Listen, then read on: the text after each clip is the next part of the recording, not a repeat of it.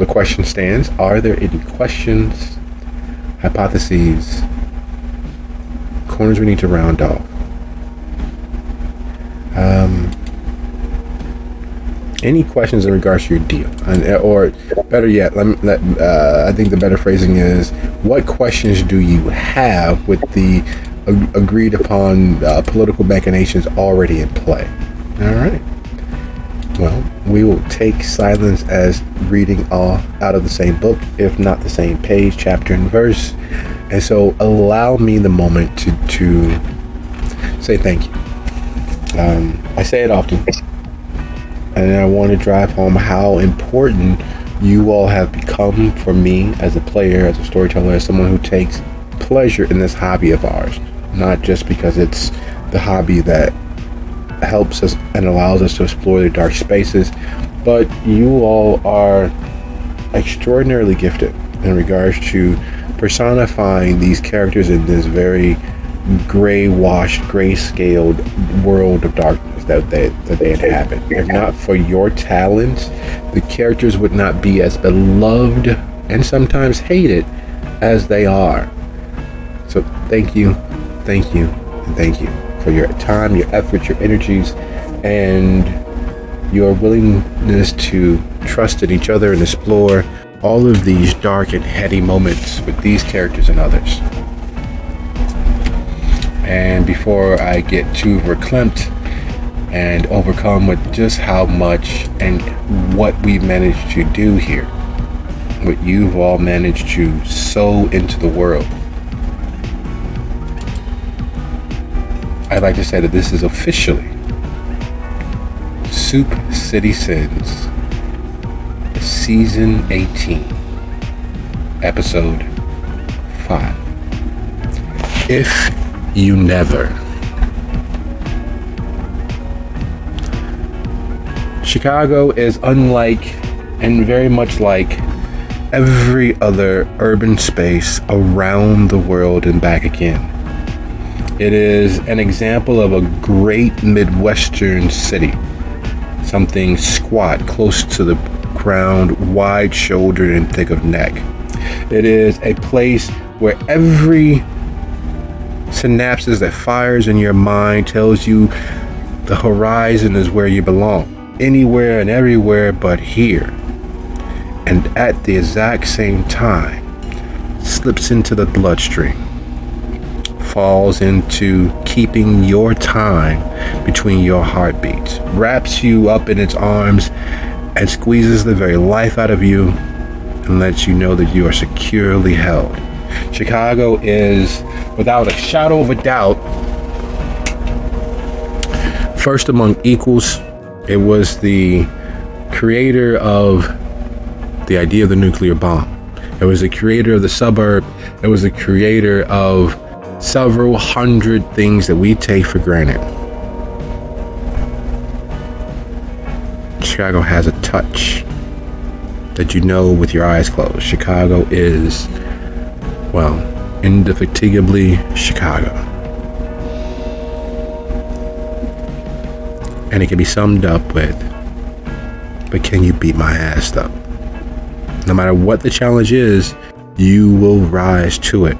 Because it's not losing that damns you in Chicago. It's a city full of losers. Hundreds of thousands of times over. It's staying lost that determines who can't hack it in Chicago. Take your lumps, rub some dirt in it, stand up and try again. You can redefine yourself every single solitary day that you live, or in the case of the kindred, exist. Second chances are the best chances because it means that you didn't give up. So we turn our eye to the coterie as they're preparing to disembark from the center of the Tremere's power. Their open secret, the great Midwestern chantry of Chicago. Everyone trundles towards the door and prepares to leave for points elsewhere, for places anywhere but here, in the midst of all of this magic cast all around you all, like that annoyingly newly rich neighbor that buys the most expensive car and leaves it sitting in their driveway, even though they have room in their garage for that plus 2 other cars. Cast about you like that annoying great grandmother who is spry for her age, but all of her furniture is wrapped in plastic even on the hottest day of the year. So while her warmth and her welcome make you emotionally comfortable, physically there's nothing but discomfort from her cool paper-like touch, the overly moist air, the candies that you're not sure how long they've been there, and the yowling cats who treat you all like second-class entities in their space. The moment she turns their head, a small hiss coming in your direction. The walls thin enough that you can hear the neighbors outside, the kids play. And she regales you about how your father's father was when he was your age and how often he came over to meet the neighbor girl, who didn't turn out to be his wife, but his first love. She probably should have married her instead. You all probably would have had different looks, but... And she goes on and on and on until she loves you. But it's a difficult proposition all the same. While you're emotionally safe and comfortable in her embrace, everything else about the space makes you scream to leave. So as everyone prepares to depart,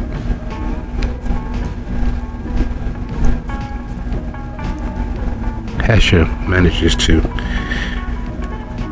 dawdle.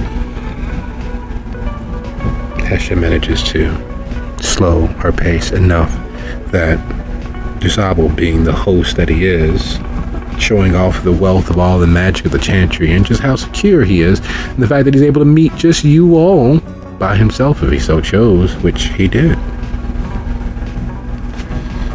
What is it that Hesha was attempting to whisper sweet and nothingly into his ear?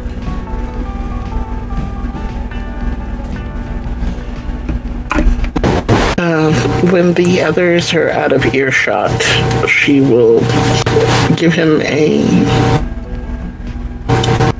considering like a weighing, I guess it were. Then says, I never thought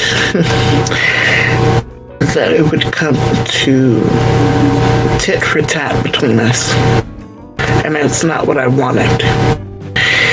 But I had to show you that we were done playing Patsy for the entirety of the city. You know what they've tried to put us through. You know what the missions they sent us on actually meant. And we have done our damnedest to survive all of this. We did what we had to survive, as most do. So now, here we are again. And I still say, despite whatever things may remain between us about our past, things that I feel like may or may not have happened due to the Chantry's help or lack thereof, that we are better working together than we do apart. And I still wish very much to be part of the Chantry House and to help it. I know I had not had the time beforehand due to being a hound, and since that's probably gone now, I should be able to pay more attention to what I can do for our illustrious history as it is. But I would also like you to know that there are some pretty god-awful rumors floating around about things that we as a clan are doing.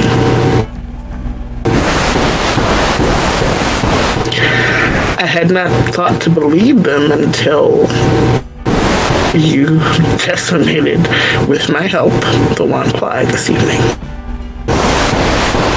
Or last evening. It all blurs together.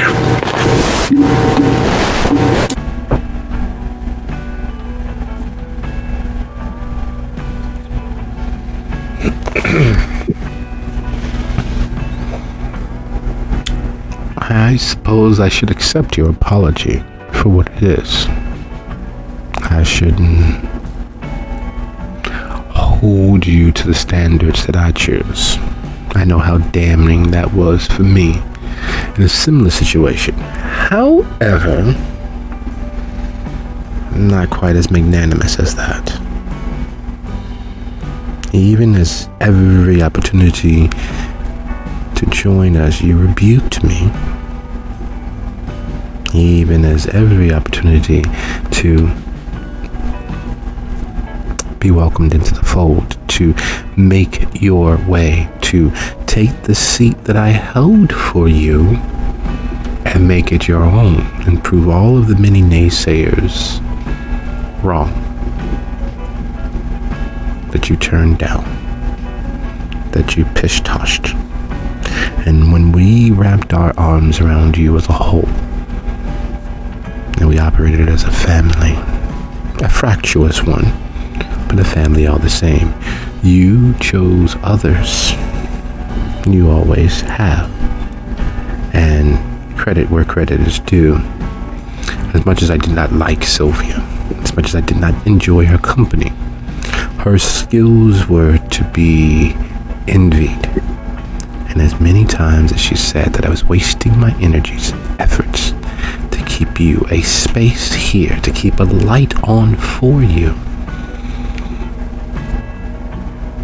I tried not to take offense. I tried not to hold that heart in my heart, but these things happen. And while even now I've spoken for you, and I'm going to do so further, I believe now is a time for the free ride of my mercy and understanding to be at an end. We make time for things that matter to us. We didn't matter to you, and still don't, obviously. So if you don't make time for us, we will unfortunately not make time for you going forward, so that we are all on the same page. I would like for you to be here with us. I would like for you to make time for us to put your money where your mouth is, to vote with your feet. In every instance that you don't, so too will we. Just so that we're clear. And this is a kindness on my part. This is me being continually as kind as I possibly can. Because there was a point in time where I was the least respected person in the entirety of the Chantry. My love of jazz, the shame to my sire, my attempts at believing the ideal that while we are not a monolith, that we could at least have respect one to another, from the lowest to the highest, and not from the highest to the lowest. I had hopes, I had dreams, I had visions of how we could be. And it cost me dearly. It cost me everything. All of my passions tossed into my face, used against me, used as leverage by this person or that person. All of my love for the Tremere in general, and some in specific, used as weapons against me. You get nothing in this life for free. You have to pay, because the bill will come due. And I didn't realize that until it was too late. And the only thing that it cost me was me.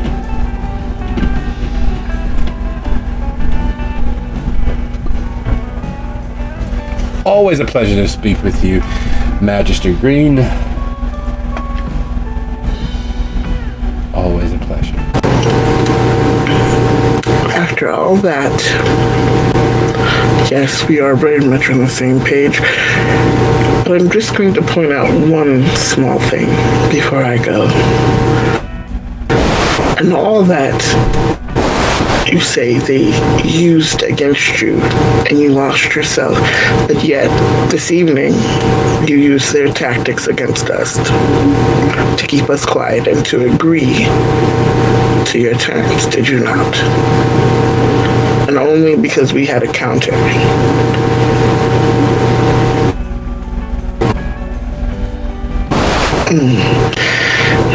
Good evening, Regent Primogen Dusable. And she turns and walks out.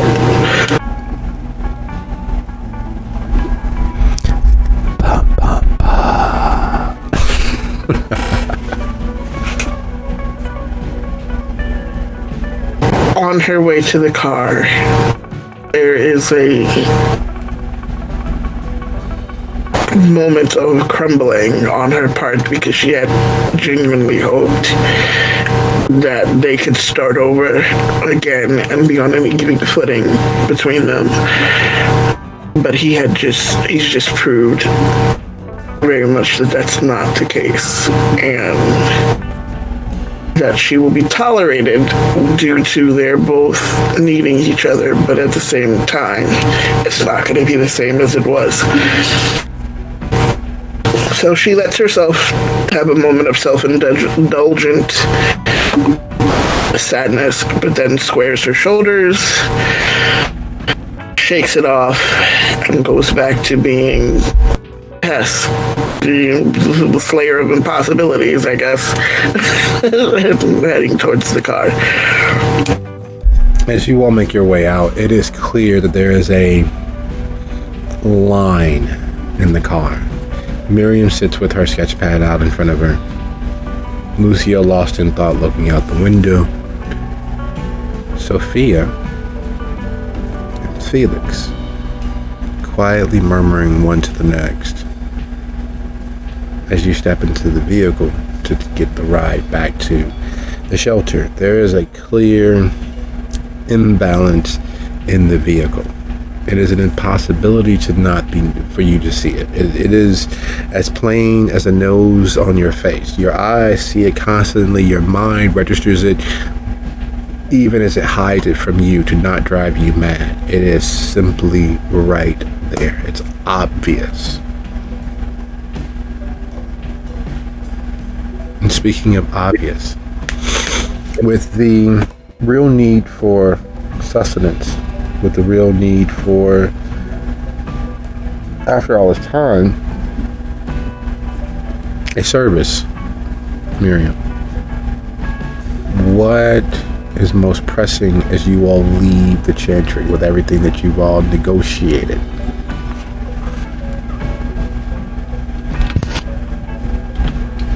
Well, as hungry as Miriam is, pressing would probably be, assuming we took Phoebe with us, to get her tucked away safe and sound with the Elder Dizzik.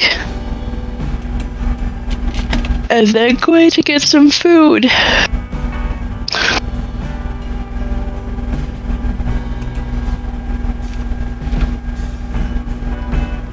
Okay.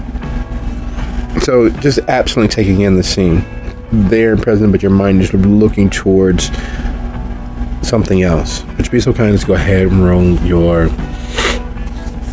wits? Do you have Auspex, by the way? Yes, I do. Okay. Finally. That being the case, would you be so kind as to roll the total of your wits plus Auspex?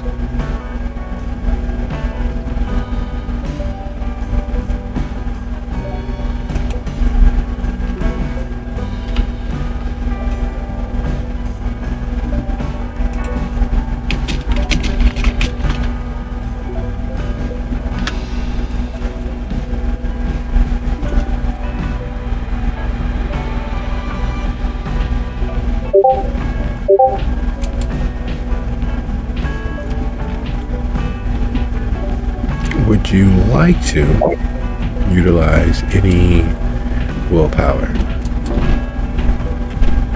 Oh, that's ominous. So I guess yes. All right. Get that roll. All right, there's 3.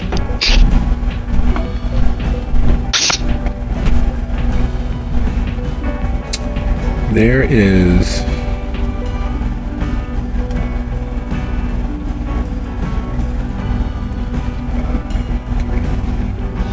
yep, that piece they have. It is a lovely Chicago night, just moderate enough where your jackets are more set dressing. And as you sit there in the car, Sophia lost into the ebb and flow of information between her and Felix, with Victoria sitting in the front seat with the car idling, waiting on Hestia, and Lucio given over to whatever is percolating behind those dark brows, and take in the environment around the vehicle. When you all arrived, the idea that you were walking into a trap set very much high in your foremost of thoughts. And while it's dialed down to almost nil, it is never 0. And so you glance around the vehicle, and there is a person that you've seen in your head that's moving up the block, going north around the corner. And what stands out about her is that while Hyde Park is a melting ground, it is late. She seems small. She seems out of place. Barely 5.5 feet. Hair blonde enough that it almost seems to glow in the darkness and glowing, because while there are street lights and lamps up and down the block, they're spaced so that certain houses and certain spaces along the block fall into almost complete darkness. And you can't put your finger on it, but you are sure you've seen her before. She continues right on down the block, her jacket lighter than the weather should permit. Her jeans, you can't tell whether they're actually jeans or not, but they're dark enough that you don't worry too overly much about it. But as small and frail as she seems from this distance, it is impossible that she doesn't stand out. Maybe it's the residuals of having another soul in your head. Maybe it's the residual of the drama and tension of the evening, or maybe it's just the fact that you didn't expect to see someone like that. But she stands out, and she's there moving down the block, looking from a scrap of paper to the addresses on the houses, as she keeps moving.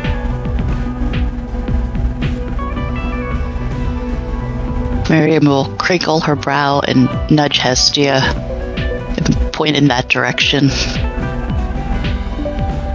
I'm not seeing things again, am I?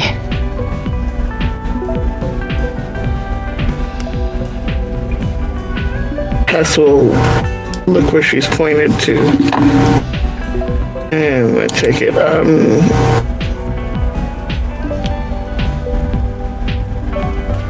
That's being the case, would you be so kind as to roll your composure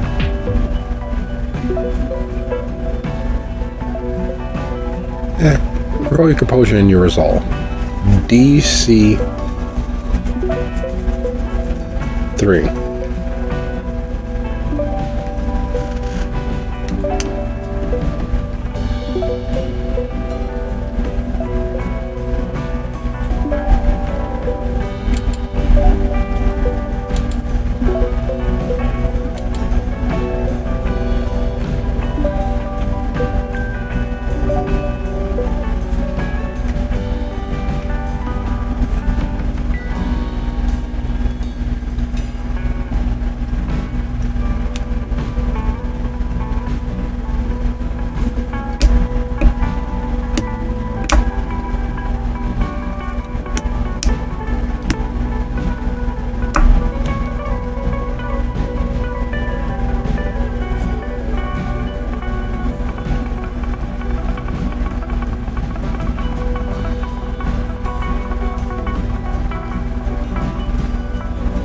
You bite your tongue hard enough to draw a small trickle of vitae. When you look where Miriam is pointing, you could swear that short, blonde, thin girl is Dizzy. As she moves north along the block, looking from a scrap of paper to the houses on the west side of the street. The dark hoodie, the dark pants, you can tell whether they're jeans or not, the general almost obliviousness, at least apparent obliviousness to their surroundings, as if nothing matters more than what's going on in their own head. It is literally like watching Dizzy somehow come back from the other side of the grave as she moves down the block. It's only as you pay closer attention to her that you realize that no, the hair is not platinum. You realize, no, Dizzy was a little shorter. Realized, no, while Dizzy had tons and tons of hoodies, they varied in color and they weren't so goth dedicated. They were all bands and some toys from the 80s, but they weren't all of a goth aesthetic. And as she moves further down the block, rounding the corner just north of where you all are, as the car starts and you begin driving south, you realize, and you verify and you re-verify that that is not Dizzy coming back this side of the shroud. The hair's styled differently. There's a almost happy bounce to that person's step that was missing from Dizzy. Dizzy moved lightly, was able to blend into most situations, but she was wary. She was always purposefully oblivious to lure the predators out into the open, but she was always wary. She was always prepared for an ambush or an attack. She always was finding the best angles to place herself in to escape harm and dish it out if need be. No, that person's too happy. That person's too unworldly. But yeah, she's definitely there.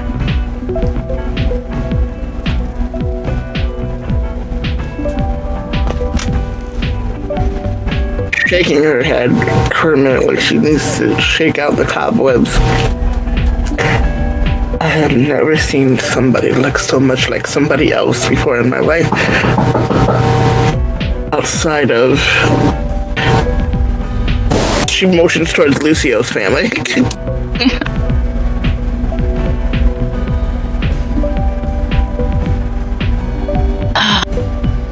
Fair enough. I still haven't met them, by the way. Anyway, she appears to be lost.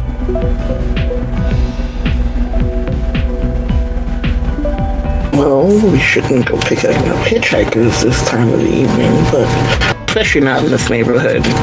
Especially not somebody that's not dressed for the weather, because I'm pretty sure they're one of us. But maybe we can offer them some direction. If you want, if you think it'll help.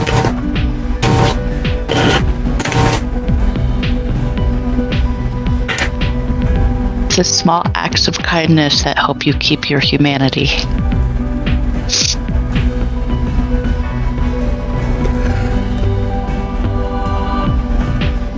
Oh, as much as I'd love to do that, I'm almost all but given up on it, so I'll leave that to you.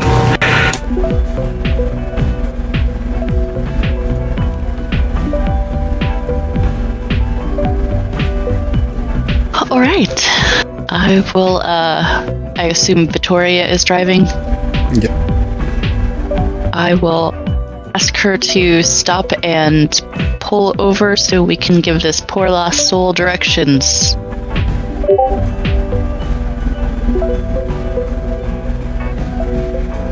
Victoria looks into the rearview mirror directly at Sophia. waiting for the no or yes.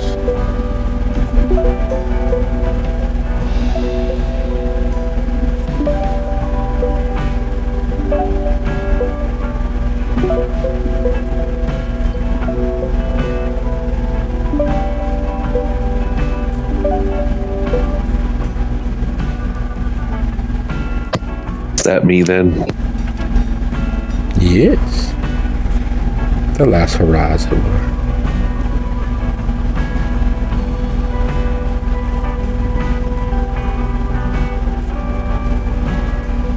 I didn't hear what you said there.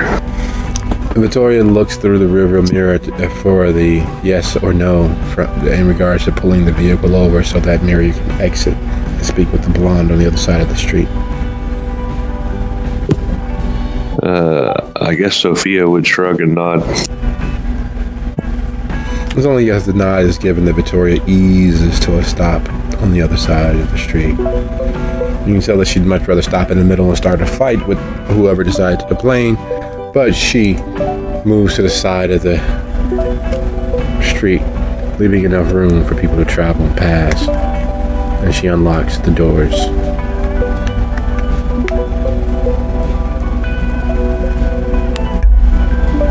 Fabulous. Miriam will thank her and hop out of the car.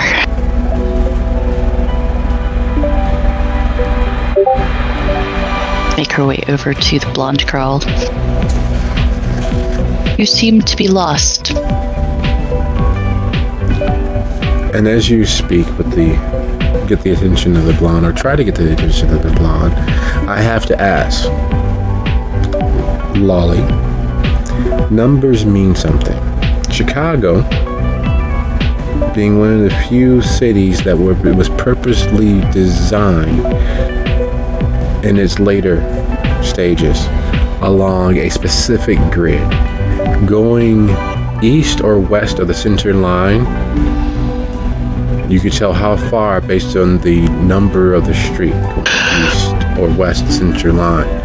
And then going north or south of the center line allows you to plot a graph. And so each house on these numerically designed grid, on these numerically designed plots of land, matter.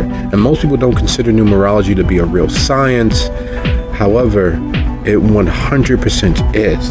And the number that keeps coming to you throughout the vision has to be here, the west side of the street, the even side of this particular numerological block, and yet it's not here. And as you're getting a little frustrated with that, trying to not give into the depression that comes from not quite getting things right, there is Miriam. Would you kind of describe yourself? Yes, absolutely. Miriam is a little on the average side, a little taller than average. She has a green eye, silver hair. She seems kind of athletically inclined, and she is covered in tattoos. Tonight, she's just wearing a simple, jeans, t-shirt, leather jacket. Lolly is a little shorter than average height. She's got bleached ash hair. It's long. Just striking blue eyes. She's kind of lean and athletic herself. Wearing black pants and a hoodie at the moment. And her nose is pierced. Hess is just kind of watching through the window. It's like still shaking. It's just how much she looks like dizzy but doesn't. And Miriam has approached and said what exactly again? You seem to be lost. She is clearly counting under her breath, but she looks up at you as you walk up and gives you kind of a sideways grin and says, "And you would know." Miriam will arch an eyebrow and kind of shrug. "You're the dancer, right?" No. You seem like the dancer. Sorry to bother you. Wait, Miriam, remember what just happened recently? Oh no, yes, I know what happened recently, but she doesn't think of herself as a dancer. That's why Hestia is saying that to her. Remember what happened recently. Oh, did you get out of the car too? I guess we might as well, yes. All right. Miriam will kind of shrug. It's like, well, I have danced, but I'm not a dancer. Well, that's untrue. In the grand scheme of things, there's only a binary situation there. There's the one question in regards to those that truly exist. Are we human or are we? And you're clearly not human anymore.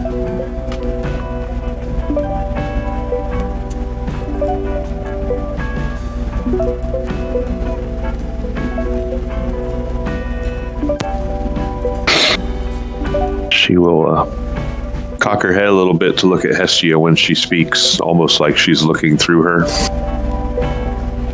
And we'll say, and you're the lightning.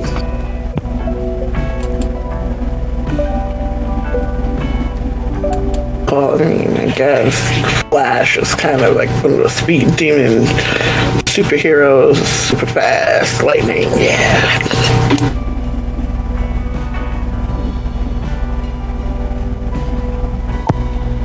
Okay, this is the right spot then. I am not lost. You're lost.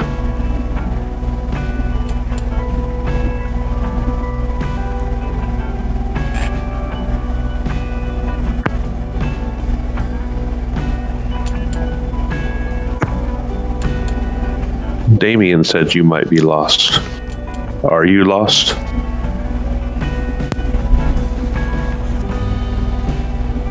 Miriam will look at Hestia. It's like, who's Damien? Damien sent you?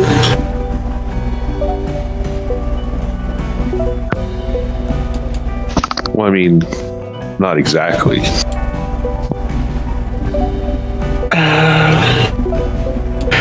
Yeah, we should probably all get in the car and get moving. I don't want to stand here, but I think you should come with us. Oh, I don't take rides from strangers. I'm Lolly. She will extend her hand. Miriam will take it. Miriam. Tessa is like chuckling to herself because of the absurdity of all of this, but she shakes her hand. Hestia. All right. So just like Forrest Gump, we're not strangers now. Let's go. I'm just happy that I wasn't seeing things. Yeah, that's horrible. I hate that. As she says that, Lolly looks over the hood of the car towards the Blackstone Library. And that's what everybody else knows it as. You all know it as the Greater Midwestern Chantry of the Chicago Tremere. Lolly looks at the building. It is like beholding an aurora borealis, save putting off enough wattage that you can feel the heat from where you're standing. It's almost as if you can hear things crashing against all of that prismatic light emanating up into the sky above, pulling its energy from the raging river beneath its soil. And like water tossed into a greased pan, you can hear it plop, sizzle, pop, sizzle, as things fall against or leap against all of that prismatic light circling that building.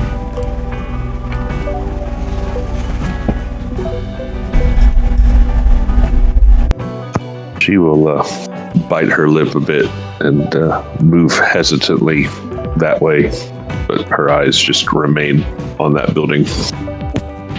So needless to say, the night ends as most nights do, with several goals being accomplished several others being thwarted, and the kindred dying for the day. As far as things go, it is a relatively peaceful evening. None of the grand reveals, none of the grand turmoils nor traumas that you all have experienced thus far. Miriam doesn't have to violate their own personal ethics and end the life and existence of a thing. Lucio's allowed time to mentally prepare for all that lay ahead of him. Hestia is able to spend time in their lab. Lolly gets a chance to explore some spaces of the shelter coteries haven. Of course, I need 2 roads. We're going to approximate Miriam's opportunity to slip away and grab sustenance, and we're going to approximate Hestia's warding and see how effective they are against Lolly.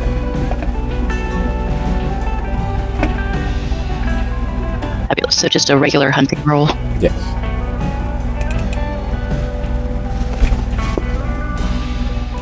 Okay, what's my pool for that one? Give me a second.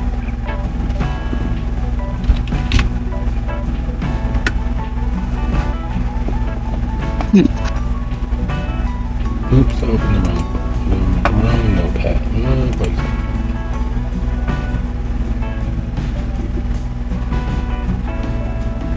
So many notes.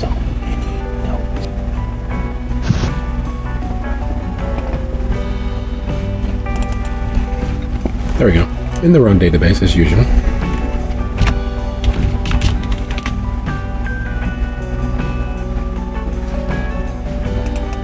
You can grab the system for your circle, which is going to be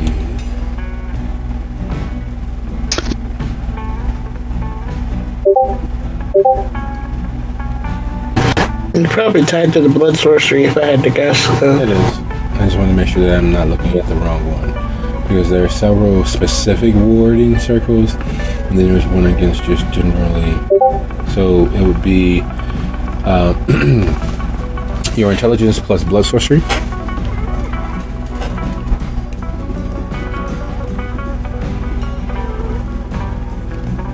And it's your ritual level plus 1 is the DC. So go ahead, give that a roll and get as high as possibly can. And with when your outcome is made evident, Lolly, would you be so kind as to roll your stamina plus resolve versus that roll? The difference, of course, if you fail, resulting in pain.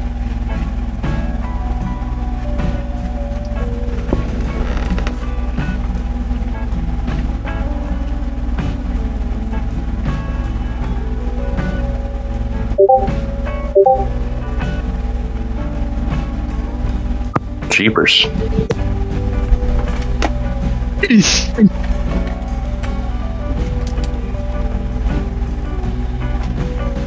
Well, that seems to be a very unfriendly sort of situation. Okay, hold on.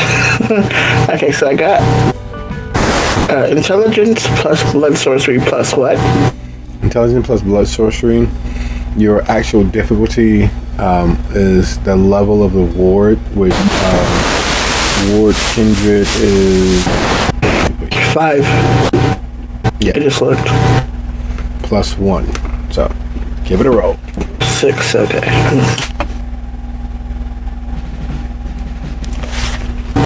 I am going to, in character, count that as the fact that she didn't do the whole building, just the doors. So that makes sense as to why that failed. So as you all got to the haven, and you all move through the shelter, so you guys get to either the meeting room or the morgue, so you guys have an opportunity to speak. Lolly, entering the place like this is normally not on your to-do list, because as far as most kindred are concerned, this is an all-you-can-eat buffet. And you find the idea of buffets to be gluttonous and, well, humans can be friends too, after all. They don't have to be, well, yeah, they do, but you don't have to put it out there in the open like this. This is literally walking through a petting zoo with a menu list in hand. That's what it feels like. So as you enter the office and the small tingling touch of static electricity builds along your skin, you just chalk it up to, well, that's interesting, versus the real fact that you have lightning rolling across your skin relatively harmlessly, causing your dead hair to stand on end in certain places, but that's about it.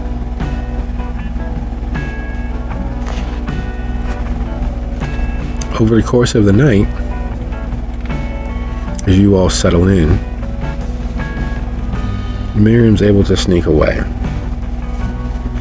And there are several things that go horrendously wrong. Several laughable things that go horrendously wrong. As she comes back, unfed and a little shaken, the little thing that stands out most glaringly is if the Lillans, if Urzuli, if Mamawalde, if the Painted Lady had remained in the city, feeding was never a problem. Feeding was never an issue. You were able to do so sustainably. Didn't cost anyone their lives. It didn't want to end their existence. Didn't cost any pain. Didn't expose you to any risk. Didn't cause what happened tonight to happen. Several Ring cameras and girlfriends and husbands and boyfriends and wives who interrupted, interceded, and caused scenes where they were least needed, because Miriam is unwilling to cause the massive breach that would have required to feed safely. She finds herself back at the Haven, unfed, and no less on edge, perhaps a little bit more on edge. You didn't know that the current zeitgeist in the offing amongst humanity was to the point where not only are they willingly surveilling themselves with this cameras and phones and the constant wiretapping they do to each other and to themselves, but that other people were using it for their own benefit, to feed their own lesser demons, to feed their jealousy, to feed their paranoia, to feed them stalking the people that they supposedly or purportedly care about. But yeah, that's the state of affairs. And there's no way that doesn't trigger a small bit of sadness that has come to this. Knowing where your purported loved one is every second of the day, being able to show up, show out, or otherwise surprise them at a moment's notice. But that's where we are. That's where humanity exists. And as far as Lolly, over the course of the evening, what is it that you attempt to relay? What questions do you all ask? How do you cross those bridges before you burn them? This place is tingly. Is it always tingly? Tell me everything. I can't help you if you don't tell me everything. That makes Hess's brow quirk a little bit. We're going to back up just a little bit there, ma'am. You said Damien sent you, but he didn't. So, in a way, you're connected to Damien, and we trust Damien, even though he is probably fated to kill us if something goes wrong. Who knows? Anyway. No, that's not how you die. That's creepy, but okay, I believe you. I don't think I want to know. I'm not going to ask. Nope, I don't want to know. I really don't. Anyway, it's almost always tingly. Yes, I'm glad you picked that up. And I'm kicking myself because you were able to just walk through here without any problems. Not that I wanted to cause you any pain at all, but it's supposed to be warded, and the warding is not fucking working. Is Felix still here, by the way? Or did they leave? They left nearly as soon as you all stepped out. Okay. She's like, there was that guy. He waltzed in here like it didn't hurt him at all, and now you. So I'm starting to wonder if I'm losing my fucking touch. But anyway. Well, don't beat yourself up over it. I go all kinds of places I'm not supposed to be. Well, that's not true. I'm supposed to be there, but I'm not supposed to be there. Okay. You kind of remind me of somebody. He's gone now, though, so I'm glad you're here, I guess. Seems like you were supposed to be here, so we're going to work with that. Yes, okay, sorry, let me focus. I get off on tangents sometimes. It's the scientist brain. Yes, it's almost always tingly because there is nexus points converging here under the building, and I'm supposed to be the keeper of that, but unfortunately that got botched recently, and I'm going to try to fix it, but that's neither here nor there. As for the people that live here, the humans, they are welcome here. They are living here. I am taking care of them and trying my best to keep others from feeding on them and get them back on their feet and out into the world doing wonderful things. Are you feeding on them? I had a couple slip-ups in my past, but I try not to, actually. We can't beat ourselves up over minor mistakes. Everyone makes mistakes. Yeah, I've made several, apparently, recently. Anyway, so, sorry, I just, brain is finally slowing down after all that's happened recently. Okay, so I'm here now. What do you need me to do? She looks at Miriam like, I don't know how to answer that. That is an excellent question. Yeah. What do the voices tell you to do? Oh, I don't ever hear voices. Great. So that's just a me thing. Got it. That's what I was going to say. She looks at it. That's just like a you thing, I think. Where's the wolf? What wolf? Maybe you don't know why I'm here because all three of you are not here. Brow will furrow and she'll look at her hands like in contemplation. Miriam will look at Hestia. Is Lucio the wolf? I don't... He kind of looks like a wolf sometimes. Those brows. I keep telling him we should get him like trimmed up or something, but maybe it's Lucio. Where is he, by the way? And she's like kind of looking around. He probably slipped off to do something or other. I sometimes think there's too much female energy for him. Yeah, maybe he's having more luck eating than I did. Oh, I'm sorry. Sorry, Lolly. Again, he went off on a tangent. So is that who you mean, the wolf, the tall guy that we rode in the car with? Yeah. Well, I don't quite know what to do about him not being here. I mean... So you guys are like in a lot of trouble, right? Depends on what you mean by trouble. Exactly. That's a Wednesday night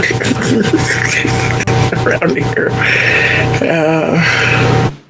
Just made a deal with somebody that could potentially get us blood hunted again. But That's just a Tuesday. That's a Tuesday. Currently dealing with having been betrayed by somebody we let in. That's Thursday. That's a Thursday. And still intentionally not regaining our place in the Camarilla based on which way the vote goes. Oh, so you want to regain your place and not be blood hunted? Yes, sure. that would be great. Wonderful. Wonderful thing would be happening, yes. That would be a Christmas miracle. Okay, well, I can't really help much with that. I know Damien, but I don't, know anybody. I kind of knew Son, but he's dead now. I didn't really know him. I had a friend of a friend. Well, I wouldn't say they were friends, but Okay. So why don't you tell us your story? my story. Yes, everyone has a story. I have a lot of stories. Do you have dreams? Not anymore. I mean, I don't like. Occasionally, and they're usually pretty scary when I do. Right. Yeah, those sort. I have those every day. Sometimes they make sense. Sometimes they don't make sense. Sometimes I think they're just fucking with me. So I had a dream, and here I am. Hey. And, Damien said something, but like So the two together. What was it that Damien said specifically? I don't know. What would Damien have told me there, storyteller? It was a night like tonight. You were in the front row, not far from Nero himself, basically, watching as the city burned, and he fiddled, and it was clear as could possibly ever be that this was a momentous night. There would be all the nights that came after and all the nights that came before. In other words, for you, it was what it was. It was a baby chorus concert. The crowd was in an uproar. Everyone was singing along to their favorite songs, plus trying to learn the words for their newest EP that they just released. And you could swear that you saw a ghost. Not your typical specter like Slimer from Ghostbusters, but no. Back before the war of the 90s, they had a member in their group, a saxophonist, Marshall Garwood. He was the bookend to Damien. Tall and handsome and younger than he should be, but far more skilled. And he was a virtuoso. And for a split second, you could swear you saw him there in the crowd, standing no more than a few feet ahead of you. Still here on the wings, like most of the good core, die-hard baby chorus members and fans. Everyone considers themselves a part of the band. As part of the experience, you get a chance to sing along. And occasionally, if you are skilled enough, Damien will invite you up on stage, which always gets a rise out of what's her face, the prima donna who think that she really leads the band. Everyone knows that it's Damien's band. But anyway, you try not to get involved in those little political dramas and details, because it gets in the way of the art and the way in the music. But you could swear you saw that ghost. And then you cleared your eyes and you looked again, and there was the old man standing there in that burgundy red coat, that stupid cane. He was as out of place as he always was when he showed up to these events. But for a split second, you could swear, nah, never mind that. And then the song was over. You didn't realize how long you were staring at him until he looked towards you and winked and slinked back into the crowd like a beaten dog who's stolen more than he should have. And then Damien was there. They were on an intermission. You didn't even realize they had gone on an intermission. But somehow the night drifted away from you. It does that from time to time, especially at these. And it's talking with you. There's been a lot of people going missing. There's been a lot of important kindred that just up and disappeared. He didn't know why you were asking about the shelter, but as far as he knew, despite all of the rumors, and despite them betraying their station, because he had plans for them, he was hoping for the best for them. He had wanted them to be, unlike the other hounds, actually hounds, people who cared more about the city than the politics. It didn't work out that way, but since you asked, he would tell you, he trusted you, that these were troubled kindred that deserved a second chance but probably would never get it. they done too much, done too little. Let the politics dictate what happens to them. And everyone who allowed politics to dictate what happens for them typically ended up disappearing. Look at what happened with the Scourge. Look at what happened with Urzuli. Look at what happened with the Painted Lady. Look at what happened with Nash. And the list goes on and on. It's enough kindred that have disappeared, important kindred, that there really should be someone to act as their angel. There really should be someone who cares about them enough to maybe bring them back to themselves. Because if they're going to die, at least they should die being who they are instead of the puppet of someone else.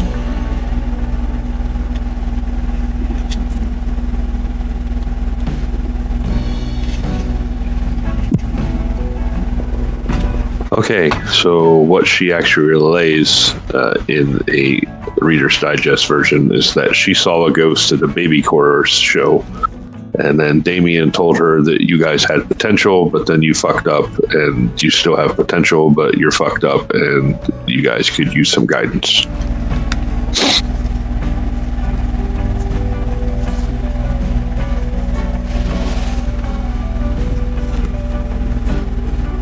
Miriam will ponder that for a minute. It's like, yeah, no, yeah, sounds about right.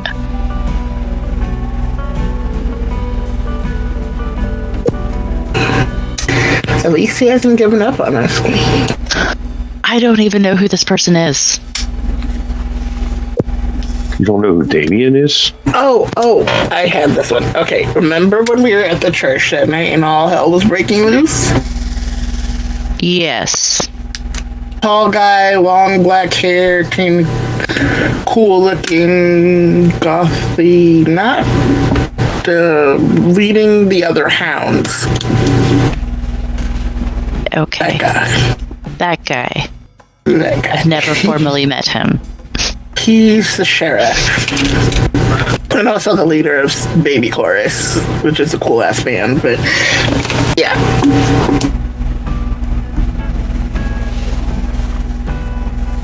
All right.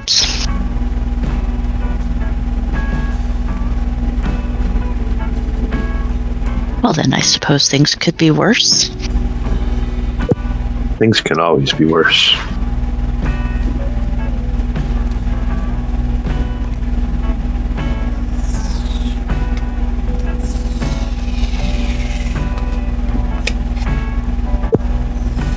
Are you okay? You look a little jittery, like you're really hungry.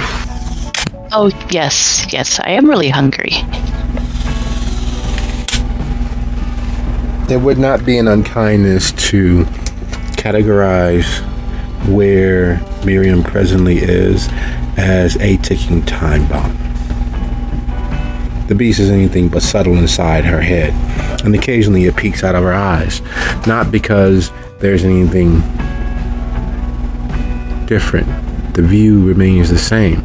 However, the beast, being what it is, looking for a moment of weakness, even as it bombards, shells every facet of Miriam's persona from the inside.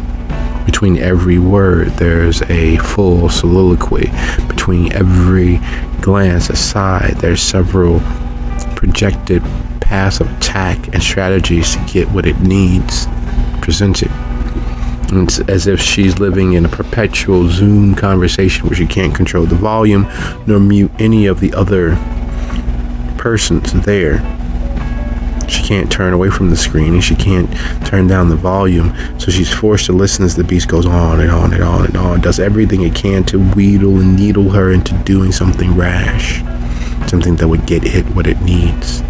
The surcease of something else's life, killing something warm, taking its life into you. It'll settle for the blood, but you know that's what it wants underneath it all.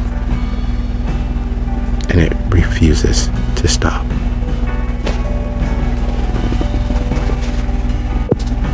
Do you want some of my blood?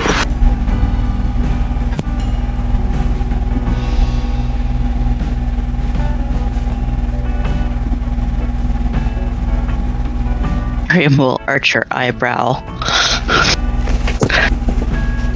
I don't mean like in that sexy sort of way, but I mean, if you got a cup, I could put some blood in it. And I'm really good at hunting, so it's all right. I'm not really that hungry.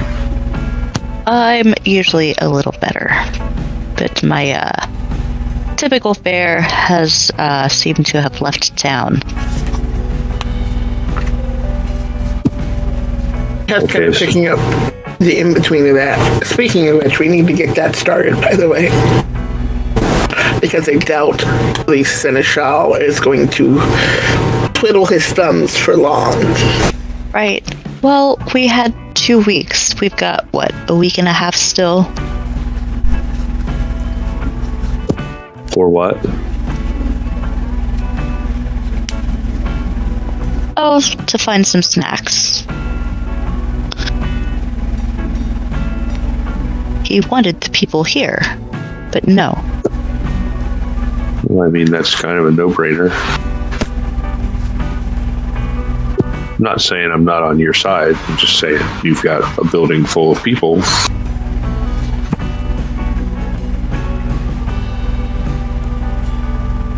That have had life shit upon them.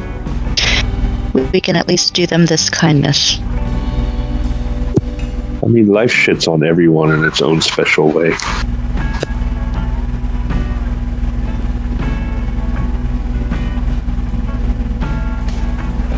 Sure, but we don't have to be the cause of more suffering. Oh, we kind of do. That's our nature. But I mean, you can rail against it for as long as possible.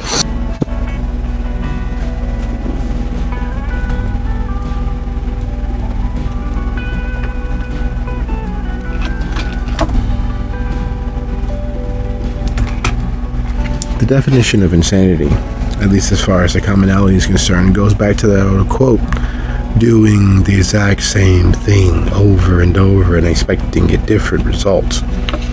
It's a fitting definition, that old aphorism, that old chestnut trotted out when, like Sisyphus, you keep toiling and pushing the same rock up the mountain. When you're nearly at your most successful point, it rolls back down over you, over and over, much like your beast inside your skull, kicking and screaming and dancing like the Joker on those godforsaken fucking stairs, screaming like Sam Kinison with a megaphone and whispering like some freshly graduated actor attempting to add gravitas by lowering their voice and speaking. Somehow it is able to do both ends of that spectrum and most of this point along the path from one to the other end of that portion of the spectrum. And still it manages to be acrobatically gifted and talented, dancing on not just your last nerve, but unfolding several creases in your mind as it does so.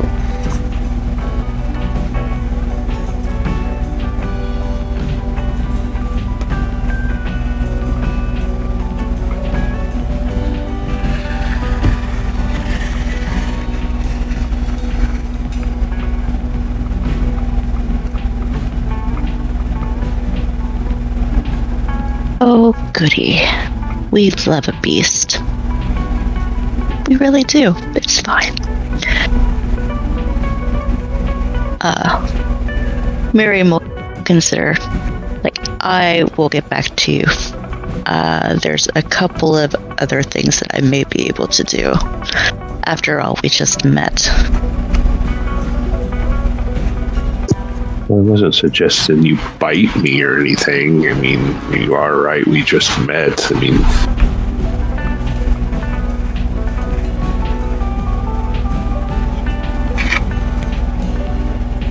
I think they have some on them and they were offering it, Miriam, if I'm guessing right. Not from them, but like a slide you alone sort of thing. Well, I mean, no, the blood is currently in me, but you can borrow some, like a cup of sugar.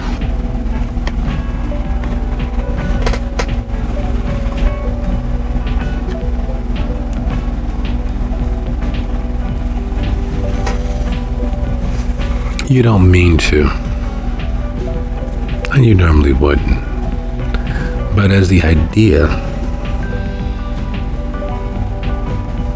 of Lolly being opened and all of that gloriously saved melon sweet vitae is given a chance to breathe before being gifted to you, your mouth starts to water as if you are smelling the most deliciously cooked steak being allowed to rest.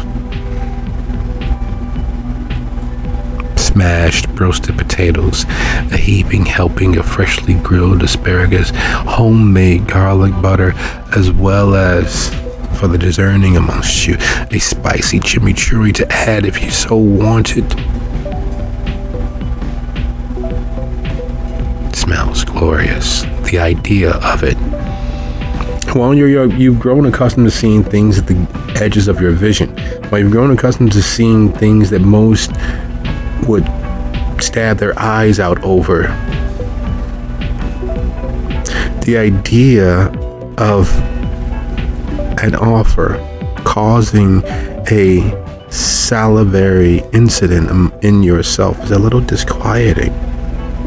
You know that if you spend so much as an additional 10 minutes around someone who perhaps nicked themselves this morning, or maybe stubbed their toe enough to cause a nail to split open, if you're around anyone who has incidentally injured themselves so that what's on the inside of them comes to the outside, you are sure that you will fucking lose it.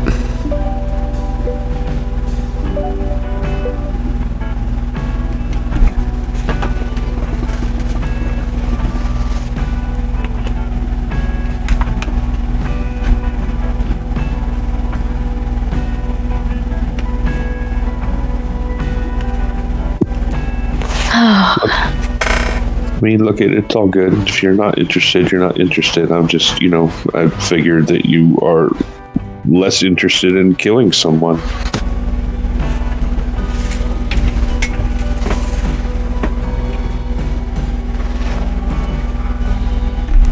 Oh, of course I'm less interested in killing people. But wouldn't that be the easier option? No muss, no fuss, no threat to the masquerade, and out of sight is out of mind. You wouldn't have to realize what state you left them in, granting them the best, most horrific moment of their lives, something that they'll never, or at least if they're lucky, never have again.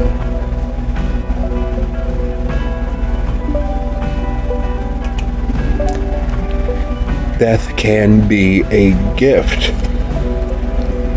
Think about it. You shoved a weapon of destruction into the face of another living creature. They were certainly far more peaceful and easy to get along with once they were dead.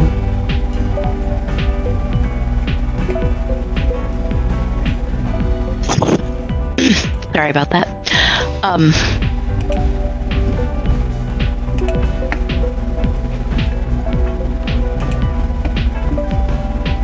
You will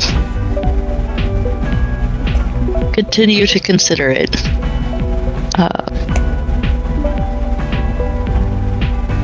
And eventually she'll, I suppose, go get a cup.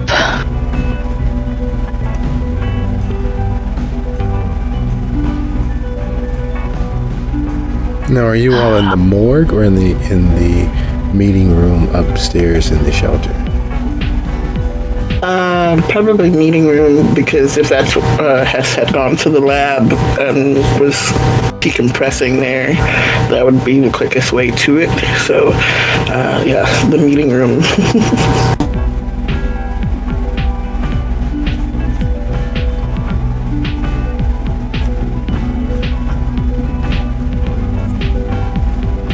It's interesting. Even without having spent a large amount of time here, Miriam knows her way around as if it's the back of her hand. It's funny how quickly muscle memory sets in. It's funny how much this place has grown into a home. Especially being as in her suite of rooms are enough of her artwork so that she does in fact feel home. She doesn't feel that burden inside of her, not knowing where her hoard is. She doesn't feel that burden or that pain in being away from her artwork, being away from her. Because that's what the artwork is. It's pieces of her. She's exercised demons of thought, flights of fancy, and most of the spaces along the way from one to the next. And even still, you all are rarely here in the meeting room. You normally meet in the morgue. You normally spend time downstairs beneath the ground, like the monsters of the night that you are. The meeting room, as such, isn't nearly as well lived in or well loved. So returning with a glass, a goblet, a cup is actually a thermos of sorts. It's a holdover from the hospital days. It's a huge metal thing with a cap that you can screw in and out of place. Like all of those such vessels left in the meeting room. It has peeled paint from where the name of the hospital was attempted to be scratched off by a sub-squatter before the shelter became as it is. And only as she walks back with it in her hand, contemplating an opening lolly and taking every drop of what lays inside, that she realized the weight that was lifted from her and replaced by the light presence of that thing at the edge of her understanding. That thing that only wanted a small piece of her to protect her, for her to act as its doorway, its tie to this world, is lighter than it has been ever since its initial stepping into her. Since the initial pact was drawn and the strength was given and the protection was used to validate the contract, she realizes that that presence is extraordinarily lighter. Is extraordinarily nearly invisible in her mind. That presence, that welcome, that safety above all else is missing. Okay, so you're sure? If so, you go stand over there because you look a little edgy. And I learned this from Evan. You have to let it cool for a moment, as it were, and then there shouldn't be any side effects. But I don't know.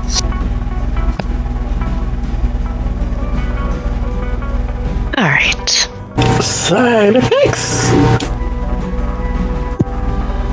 Well, you know what our blood does. And you can hear Karen's voice as Lolly mentions Evan and learning, as she made you watch the Vitae, dead, inert, made you watch as it did miraculous things to living tissue, as it knit things together that had formerly been torn, as it invested itself into the body of the frog you all were watching, as it made itself home and became wholly the frog. There's magic to the Vitae. It's the reason why you all use Vitae instead of blood, because it is based in blood, but it is something wholly different, something wholly unnatural.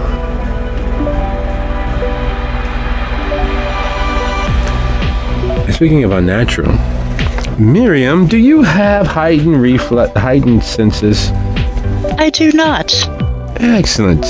That means as Lolly steps across the room, and does she tear her flesh open, or does she use her teeth so she can lick the wound closed?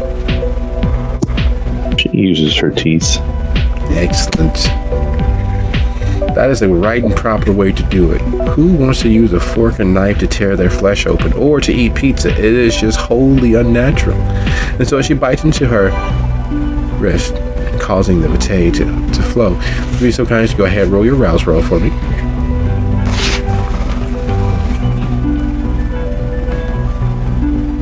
I just want to point out one thing. Hess is at 3 hunger and also has heightened senses. So. So what I'm hearing is that Miriam really isn't the bigger threat. Would you be so kind as to roll your 1/3 of your humanity, your unspent willpower, DC 1, because you're only at hunger 3. But having it smack you in the nose, catching you off guard, what the kids call being snuck, is definitely a thing. It's definitely a thing, because while your beast isn't tearing the bars of its cage off the hinges, and while it isn't kicking your ribs out the side of you, and while it isn't running its mouth a mile a minute, it is whispering in that gravelly, cowboy-esque voice, demanding attention, demanding, politely of course. It's still using please and thank you instead of you fucking idiot.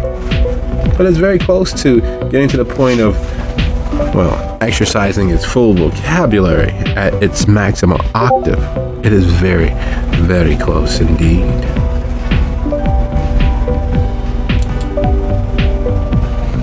Am I including hunger in that, or just it's a straight roll? No, just straight roll. You only realize that you're clenching your fist and your jaw as you force yourself to relax, to unhunch your shoulders, to breathe. You've been in worse situations. You've been in worse moments. Yet, for the life of you, as Lolly invests her vitae into the container, you can't put your finger on when. Because right now, that smells so delicious. It smells like your favorite meal fixed with that most secret of ingredients, love. It feels like a vacation with all your bills paid and money to spare. It feels as if it is beckoning you. You can all but see the vitae crooking his index finger, pointing first towards you. You look left and right, make sure that it is in fact pointing towards you. And when you make sure that it is, instead of being annoyed and miffed and dropping it, this subtle seduction, it turns its palms over and begins crooking that index finger forward, telling you all it would take is a step forward, then another. And before anyone could realize it, you would be fang deep in all of that thick, viscous, melony sweet glory.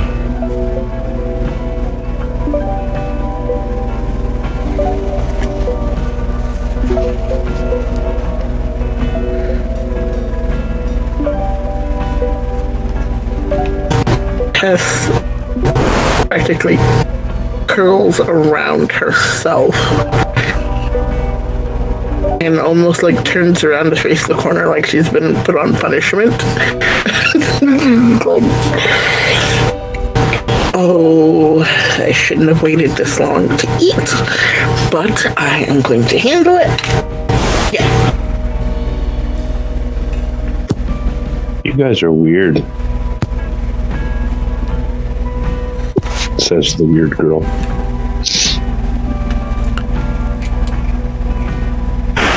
I don't deny that. We get into some weird shit around here, but can't be helped.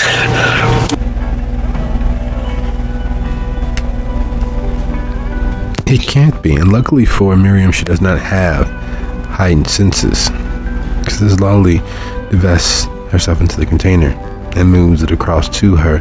The smell is absolutely delicious. You've had better, but in this moment, none of that really matters. However, the moment that the vitae touches your tongue, which we still can roll 1/3 of your humanity, your unspent willpower, DC 2. Because it's a full nose of power, not just good, clean sustenance, but it smells like what it is, a bit of power. It is all the trouble you could hope for, with that one last final good deed, with you swearing your allegiance to God and Yahweh and Jehovah and Elohim above, so that you could still make it into heaven.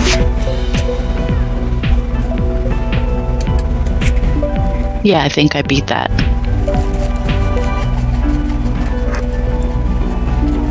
And as good as it smells, as good as you know that it will make you feel, everything has a cost.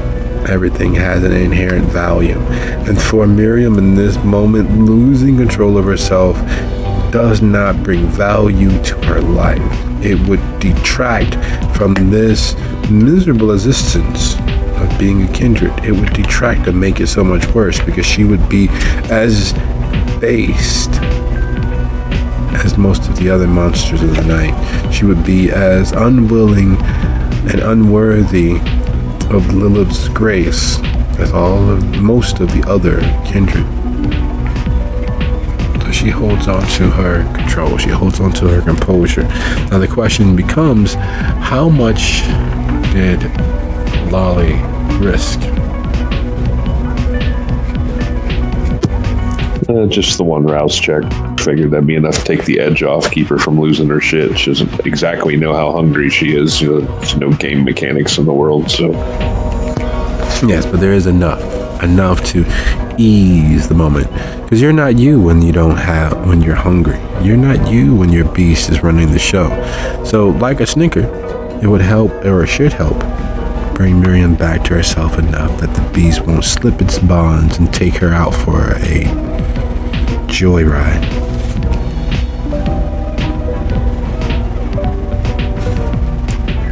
And as Miriam lowers the container, Lolly's vitae sticking to her lips like a new shade of lipstick. There's a sigh, because yes, the edge is off. Oh yes, the edge is off. And there's something else percolating on her tongue. It's as if she has all of the fairies from her childhood myths come to visit her, and they're dancing and singing across her tongue as Lolly's vitae eases down her throat, filling her as it goes.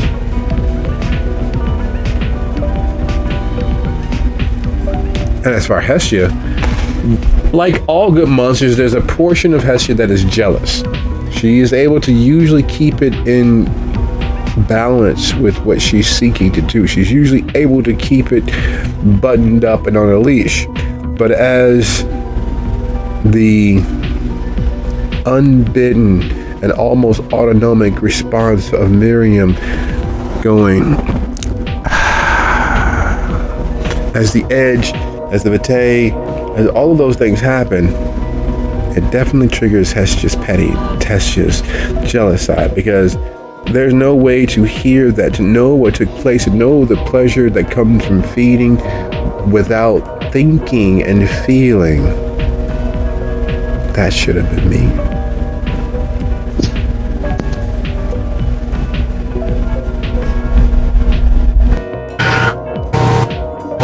She puts on kind of a brittle smile. Looks at it, Miriam. So now that that's kind of taken care of, I just thought of a way we can get the word out for our meetings to get the whole thing going. You're, of course, being good with art. Could you make up a flyer with the symbols that you need to let people that are looking for that specific sort of help know that it's safe for them to show up, and word it in such a way that it would only maybe draw those specific people so that I can get it to Sebastian to make copies and get it sent out and posted around the neighborhood and Facebook grouped and what have you so we can get the word out. Oh, that would be easy enough. Thanks.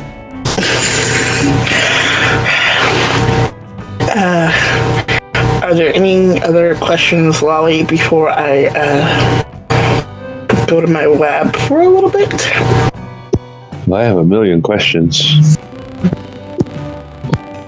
Would you both like to see my lab? I realize I have never invited you, Miriam. Could be interesting. Should probably check on Vivi, make sure she's settled in. Speaking of which, would they have been able to get Disick some sort of access to the internet so he can do whatever he needs to do with Vivi? They are at his condo doing that right now. So yeah, she's already left then. Well, you know, they already kind of left right after Sophia did, so they're not here. I mean, if you want to text her maybe, but I mean, that's not going to stop you from coming with us, I guess. No. We're not supposed to use phones. We're not supposed to do a lot of things, but we do them.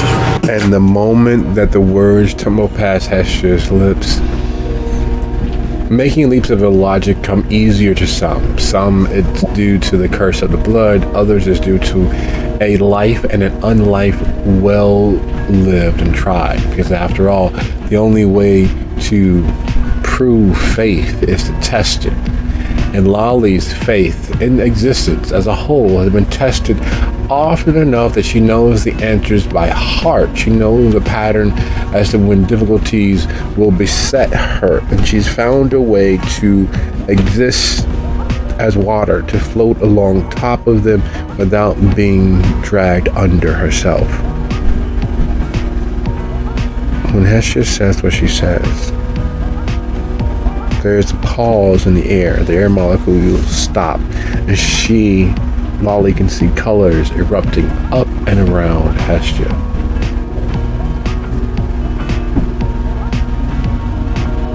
And she has a clue, an inkling.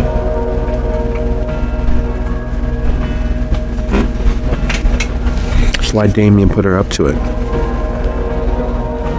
This is the group of kindred that work just far enough outside of the law to not be held completely liable to it. With the Scourge gone, with Wanika pushing and campaigning to be the new Scourge, with this place being pretty much in his purview, the homeless and discarded members of the city, she realizes why Damien wanted to help these kindred to find the proper balance. There's as always, a war amongst the kindred. There's always those who are moving pieces across the board to tend to their own selfish ideals, to win the day for their drives at the cost of nearly everyone. That's what this coterie is. They're queens and kings and rooks and knights, able to mow down pawns left and right.